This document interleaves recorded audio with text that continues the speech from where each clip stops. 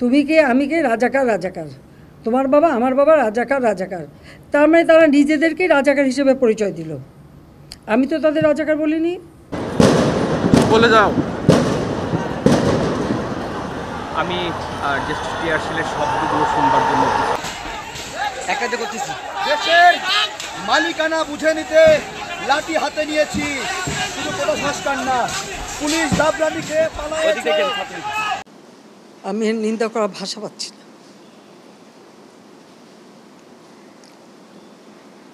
আপনার ধন্যবাদ। আমি এখানে ইংরেজি ডিপার্টমেন্ট 12 স্টুডেন্ট।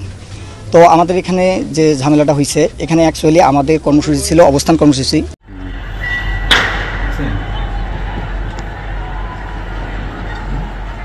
পুলিশের গায়ে হাত তুলছে, রাস্তায় আগুন লাগাচ্ছে, আমরা তাদের কাউকে ছাড় দিব না। কোটা সংস্কার করবেন তখন কি আপনার গায়ে একটু গায়ে কেটে ওঠে না?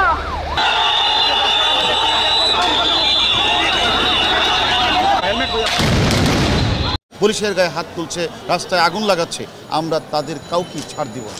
আমরা পুলিশ, আমরা ধৈর্যের পরিচয় দিচ্ছি। তারা যদি মনে করে দুর্বলতা, তাহলে তারা বুকার স্বর্গে বাস করছে। যারা এই কাজটি করছেন তাদেরকে আমরা চিনি, তাদের নাম আমরা পেয়েছি। আমরা একবার যখন আমরা রাস্তায় নেমেছি তখন আমাদের বড় ভাই বোনদের ন্যায় বিচার পাইয়েই ছাড়বো, এটা আমাদের প্রতিশ্রুতি। কিছু হবে না, দেশের জন্য রক্ত দিব, আমাদের কিছুই যায় আসে না, আমরা মেধা শহীদ হব।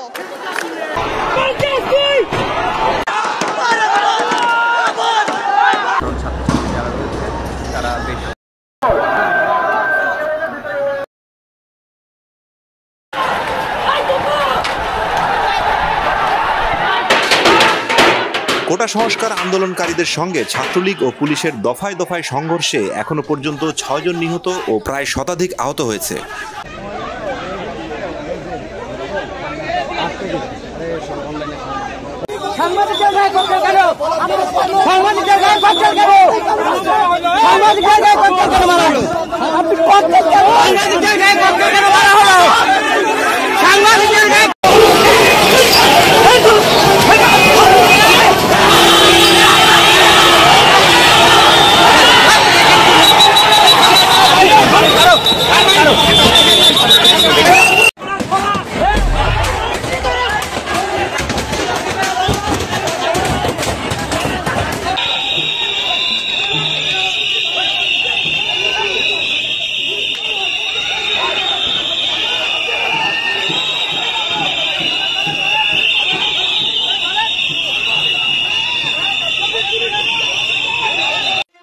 আসসালামু আলাইকুম।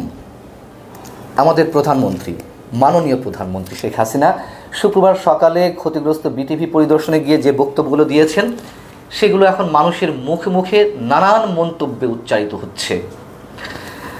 আমি তার এই বক্তব্যগুলো নিয়ে কোনো মন্তব্য করব না, তবে তিনি যে বৃহস্পতিবার মেট্রো রেল পরিদর্শনে গিয়ে এবং শুক্রবার বিটিভি পরিদর্শনে গিয়ে যে মন্তব্যগুলো করেছেন, বক্তব্য দিয়েছেন, সেসব নিয়ে কয়েকটি প্রশ্ন বিনয়ের সঙ্গে প্রধানমন্ত্রীর উদ্দেশ্যেই বলতে চাই। প্রথম প্রশ্ন, প্রধানমন্ত্রী যে কথাগুলো বলছেন, যেগুলো মানুষের মাঝে ছড়িয়ে দেওয়ার চেষ্টা করছেন, তা কি সাধারণ মানুষের কাছে গ্রহণযোগ্য হচ্ছে? সাধারণ মানুষের কাছে সেগুলো কি বিশ্বাসযোগ্য বলে মনে করছেন প্রধানমন্ত্রী? প্রধানমন্ত্রী বিটিভি পরিদর্শনে গিয়ে সবচেয়ে স্পর্শকাতর যে বক্তব্যটি দিয়েছেন, সেটি হচ্ছে তিনি দাবি করেছেন আন্দোলনরত শিক্ষার্থীদেরকে তিনি রাজাকার বলেননি। তার বক্তব্য বিকৃত করা হয়েছে, খণ্ডিত করা হয়েছে। কোনো মন্তব্য করতে চাই না, আমরা শুধু মনে করিয়ে দিতে চাই তিনি চীন সফর শেষে যে সংবাদ সম্মেলনটি করলেন, সেই সংবাদ সম্মেলনের মধ্যে যে মন্তব্য তিনি করেছেন কোটা আন্দোলন নিয়ে, কোটা আন্দোলনে জড়িত শিক্ষার্থীদের নিয়ে, সেটি রেকর্ডেড, কিন্তু তিনি বলছেন তার বক্তব্য বিকৃত করা হয়েছে। আচ্ছা, বেশ ভালো কথা, আমরা না হয় বিকৃত করলাম। আন্তর্জাতিক গণমাধ্যম আল জাজিরা, ভারতের প্রভাবশালী গণমাধ্যম দ্য ইন্ডিয়ান এক্সপ্রেস, তারা যে রিপোর্ট করেছে সেখানে তারা মন্তব্য করল প্রধানমন্ত্রীর রাজাকার হিসেবে শিক্ষার্থীদেরকে যে চিহ্নিত করার চেষ্টা, সেটি এই আন্দোলনের আগুনে ঘি ঢেলে দিয়েছে। তারা কেন এই ধরনের মন্তব্য করল? প্রধানমন্ত্রী শিক্ষার্থীরা যে স্লোগান দিয়েছেন তার বক্তব্যের পরিপ্রেক্ষিতে আমি কে তুমি কে, রাজাকার রাজাকার, এটুকু প্রধানমন্ত্রী উচ্চারণ করেছেন। কিন্তু শিক্ষার্থীরা ওই স্লোগানের সঙ্গে যেই শব্দগুলো উচ্চারণ করেছেন সেটি তিনি আর বলতে চাননি। শিক্ষার্থীরা বলেছিল, পুরো স্লোগানটি যদি আমরা মনে করিয়ে দিই, তুমি কে, আমি কে, রাজাকার রাজাকার, কে বলেছে স্বৈরাচার স্বৈরাচার। প্রধানমন্ত্রী এই দ্বিতীয় অংশটুকু তিনি তার বক্তব্যে নিয়ে আসেননি, যে শিক্ষার্থীরা কোন বক্তব্যের পরিপ্রেক্ষিতে, তার কথার পরিপ্রেক্ষিতে শিক্ষার্থীরা কি বলেছে। শিক্ষার্থীরা তো এটুকু বুঝিয়ে দিয়েছে, তারা নিজেদেরকে রাজাকার দাবি করেনি, তারা ক্ষুব্ধ হয়ে বলছে যে তুমি কে, আমি কে, রাজাকার রাজাকার, কে বলেছে স্বৈরাচার স্বৈরাচার। দ্বিতীয় অংশটুকু প্রধানমন্ত্রী কেন উচ্চারণ করলেন না? তাহলে বিকৃতি আসলে কে কার বক্তব্য করছে, কে কার বক্তব্যকে খণ্ডিতভাবে উপস্থাপন করছে? প্রধানমন্ত্রী বলেছেন যে, বা বারবার বলার চেষ্টা করছেন যে ধ্বংসযজ্ঞ গত কয়েকদিনে হয়েছে, যে পরিমাণ মানুষ নিহত হয়েছেন, সব কিছু করেছে বিএনপি জামাত। আমরা ধরে নিলাম তিনি সত্য বলেছেন। আচ্ছা, বিএনপি জামাত যদি সব কিছু করেই থাকে, তাহলে যে সেনাবাহিনী মাঠে নামানো হলো, পুলিশ, র্যাব, বিজিবি তো আছেই, তারা তাহলে কি করলো? তাহলে কি আমরা বলবো সরকারের সব ধরনের আইন শৃঙ্খলা রক্ষাকারী বাহিনী, এমনকি প্রতিরক্ষা বাহিনীও ব্যর্থ? এগুলো আমাদের প্রশ্ন। প্রধানমন্ত্রী যে বক্তব্য দিয়েছেন বিটিভিতে গিয়ে, তিনি যেভাবে বক্তব্য উপস্থাপন করেছেন তাতে মনে হচ্ছে যে এই ধ্বংসযজ্ঞের মধ্য দিয়ে, এই সহিংসতার মধ্য দিয়ে শুধু বাংলাদেশে বড় বড় স্থাপনায় ধ্বংসযজ্ঞের শিকার হয়েছে এবং একই সঙ্গে যারা মারা গিয়েছেন, যে 2 শতাধিক প্রাণ গেছে, তাও পত্রপত্রিকার খণ্ডিত রিপোর্ট অনুযায়ী সেগুলো শুধুই ছাত্রলীগ কিংবা পুলিশ সদস্যরা। আসলে কি তাই?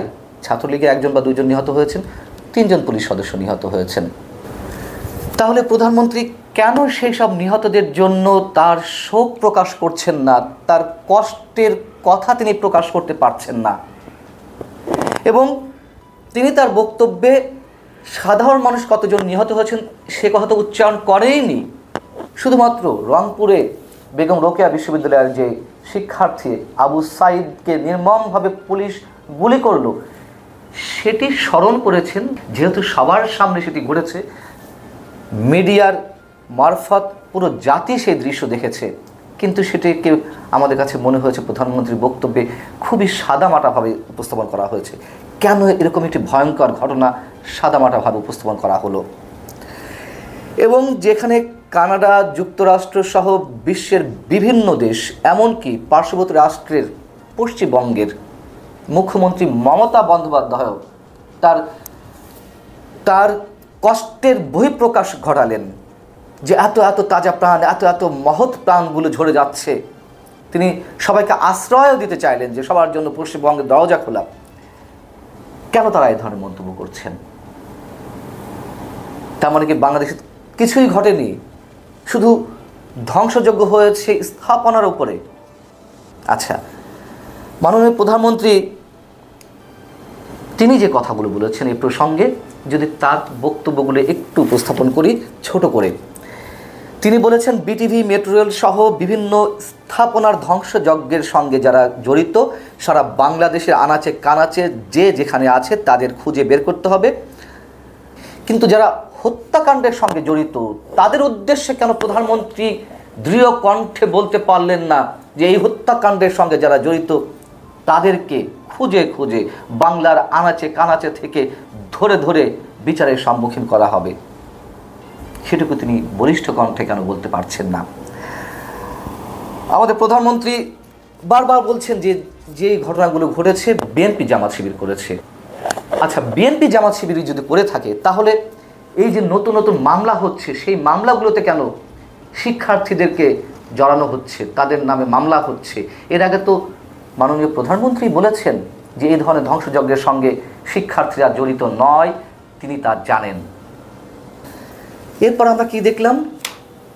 মাননীয় প্রধানমন্ত্রী আপনি বারবার ধ্বংসযজ্ঞের কথা বলছেন, বারবার ক্ষতিগ্রস্ত বিভিন্ন স্থাপনা পরিদর্শনে যাচ্ছেন, কিন্তু কেন একবারও হাসপাতালে যেতে পারলেন না আহত এবং নিহতদের দেখতে? আমি এই ভিডিওটি যখন করছি, যখন আপলোড করছি, সেই সময় পর্যন্ত এতদিনেও তিনি হাসপাতালে আহতদের পাশে গিয়ে দাঁড়াতে পারলেন না, নিহতদের সম্পর্কে খোঁজ খবর নিতে পারলেন না। কেন? যখন এই বিষয়গুলো মানুষের মুখে মুখে অনেক কষ্টের সঙ্গে উচ্চারিত হচ্ছে এই প্রশ্নটি, তখন আমরা দেখলাম একটি নির্মম পরিহাস। আওয়ামী লীগের উদ্যোগে সারা দেশে নিহতদের জন্য গায়েবানা জানাজা কিংবা বিভিন্ন মসজিদে, মন্দিরে, প্যাগোডায়, গির্জায় দোয়া মাহফিলের আয়োজন করা হয়েছে, প্রার্থনার আয়োজন করা হয়েছে। এটা আমাদের কাছে নির্মম পরিহাসই মনে হয়।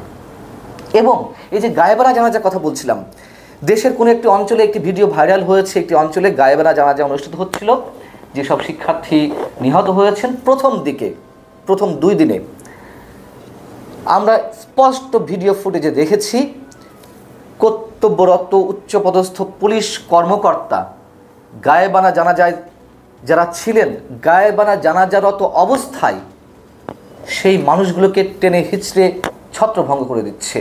কেন? এবং সেইখানে ওই পুলিশ কর্মকর্তাকে বলতে শোনা যাচ্ছে, কেউ একজন প্রতিবাদ করছিল পুলিশের মধ্যেই যে তারা গায়েবানা জানাজা করছে। সেই পুলিশ কর্মকর্তার মন্তব্য ছিল গায়েবানা জানাজা বলে কিছু নেই। তাহলে আওয়ামী লীগ কেন গায়েবানা জানাজা করলো?